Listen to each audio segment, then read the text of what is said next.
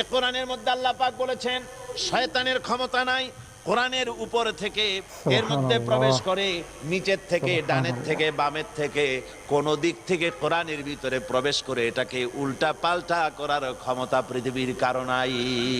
কোরআন আমি আল্লাহ রাব্বুল আলামিন এটাকে হেফাজত করেছি আর এটাকে হুদাল্লিন নাস করেছি, গোটা পৃথিবীর মানুষের জন্য হেদায়েতের কিতাব করেছি। জোরে বলেন সুবহানাল্লাহ।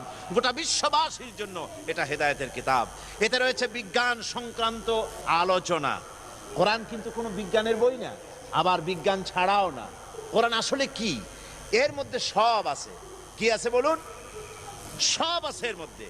বিজ্ঞান সংক্রান্ত আলোচনা আছে, এর মধ্যে জ্যোতির্বিজ্ঞান আছে, এর মধ্যে ভূমণ্ডল গঠন প্রকৃতি বর্ণনা করা আছে, এর মধ্যে পশু প্রজাতি, মানব প্রজনন এবং বিজ্ঞানের আলোচনা, ঐতিহাসিক তত্ত্ব আলোচনা, প্রাক